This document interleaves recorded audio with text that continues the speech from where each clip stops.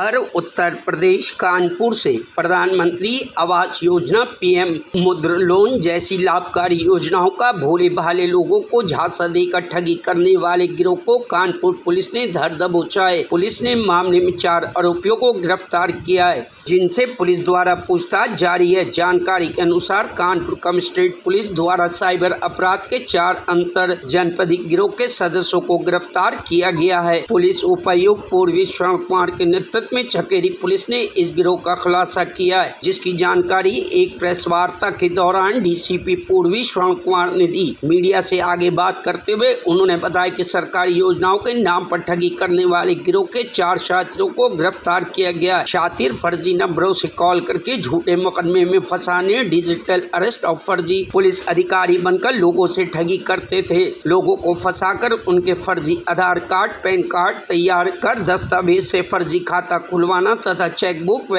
ATM को post office के फर्जी पते पर मंगवाना जैसे कार्य किया जाता था। आरोपियों की गिरफ्तारी के बाद गिरोह से 15 अलग अलग बैंकों के क्रेडिट कार्ड, 3 एंड्रॉइड और 2 keypad phone, 2 SIM card, 1 chequebook और 5,210 रुपए नकद बरामद हुए हैं। इस पूरे मामले में गिरोह का मुख्य सरगना पुलिस गिरफ्त से बाहर है, जिसके लिए पुलिस ने अलग टीमों का गठन किया है। ये देखिए, साइबर क्राइम से संबंधित ये पूरा घटनाक्रम है। 4 एक्यूज हम लोगों ने पकड़ा है और ये जो सूचना हम लोगों को मिल रही थी, उसमें सूचना मिल रही थी कि एक गैंग यहाँ पे है जो ऑपरेट कर रहा है और लोगों को कॉल करके उनको फर्जी भारत सरकार की विभिन्न योजनाओं के नाम पे उनको कॉल करता है, फिर उनसे पैसे की मांग करता है, फिर पैसे के माध्यम से और उनको ठगता है। ये मेरे यहाँ भी शिकायतें मिल रही थी और दूसरे डिस्ट्रिक्ट में भी शिकायतें आई थी। वहाँ से हम लोगों को गूगल लिंक आया कि साहब ये मुलजिम की लोकेशन है और इस लोकेशन के आधार पे हमारे यहाँ घटना हुई है, इस पे आप लोग डेवलप करें। प्रेमा फेसी जब हमने पूरी टीम लगाई सर्विलांस की, तो ये पता चला कि भीमसेन के पास जो 2-3 गांव हैं, उन गांव में इस तरीके का गैंग है जो ऑपरेट कर रहा है। इसमें जो मेन है इसका जो घटनाक्रम है वो आप देखेंगे, जो इसमें जो डाकिया था, इसके घर में पोस्ट ऑफिस है और ये पूरा पूरा गैंग ये करता है कि ये कभी देवरिया, सुल्तानपुर, अमेठी, विभिन्न जगहों पर लोगों से फर्जी सिम लालच दे करके लेते हैं। उनकी आईडी ले लेंगे, जैसे सपोज करिए कोई रिक्शा वाला है, अब उसको 2,000-4,000 रुपये का लालच दिया, उससे फर्जी सिम ले ली। सिम लेने के बाद फिर किसी को वो बैंक अकाउंट खुलवाते हैं और फिर उसको लालच देते हैं उससे बैंक अकाउंट। तो सिम इनके पास फर्जी हो गए, बैंक अकाउंट फर्जी हो गए।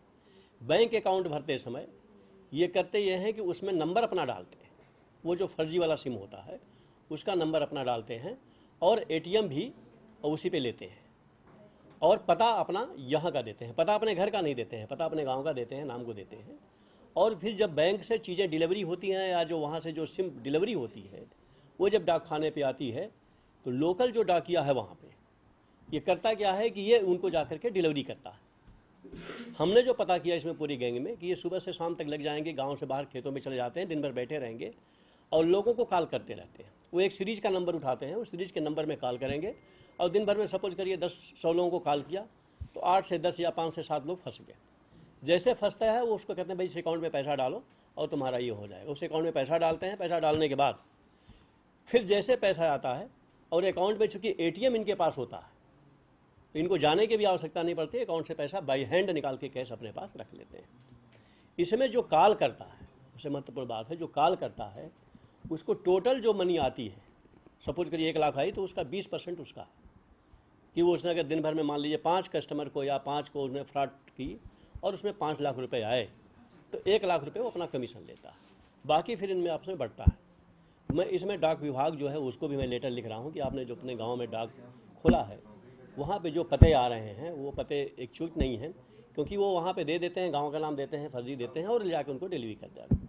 तो इसमें हम आगे और काम करेंगे, इन पर कार्रवाई करेंगे।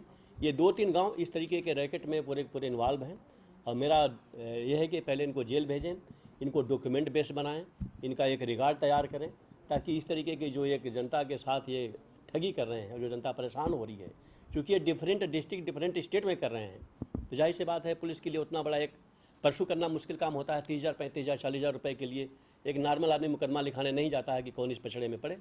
तो हम लोगों का प्रयास ये है कि ये यहाँ से ये चीज़ समूल नष्ट हो। सर, कितने लोग हैं? क्या इसमें सरकारी विभाग का भी कोई आदमी लिप्त बताया जा रहा है? मैंने कहा ना, जो मेन डाक खाना है भीमसेन का, वहाँ पे जो इसके घर में खुला हुआ है तो जो डाक आती है तो डिलीवर यहीं करता है। नहीं, इसके घर में डाक खाना है, लेकिन जब डाक खाना जब वहाँ पे जब डाक आती है तो डिलीवर यहीं करता है।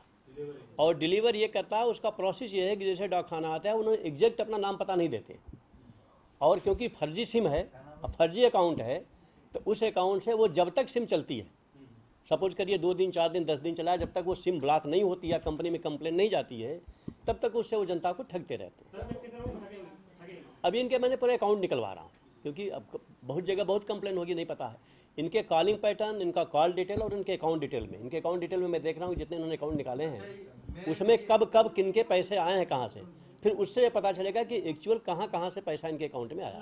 भैया गिरोह के सदस्य जो हैं कॉल करके क्या चंद लाइनें बोल के सामने वाले आदमी को वो जैसे वो कहते हैं कि भाई आपका एक प्रधानमंत्री आवास योजना में आपके निकला हुआ है, या ये चीज़ें निकली हुई हैं, या सरकारी योजना में आपने ये फार्म नहीं भरा, तो इस तरीके की चीज़ें वो करते हैं। और आदमी जो होता है सोचता है भाई चलो ठीक है हमें स्कीम मिल रही है, तो ये ठगने का प्रयास करते हैं।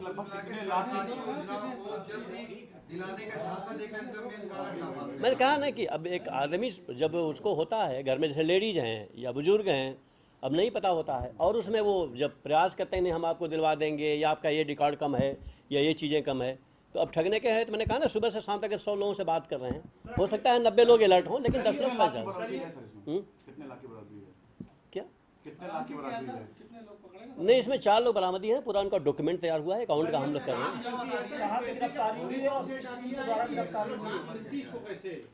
नहीं मैं बता रहा हूँ ना, यहाँ लोकल सिम इसलिए नहीं लेते हैं कि लोकल एड्रेस होगा तो पता चल जाएगा। अभी जो हम लोगों ने सिम पकड़ा वो देवरिया की पकड़ी है। अब वहाँ पे किसी को तैयार करते हैं, फिर वहाँ से डाक से सिम यहाँ पे आती है, एड्रेस भी इनसे इनका देते हैं।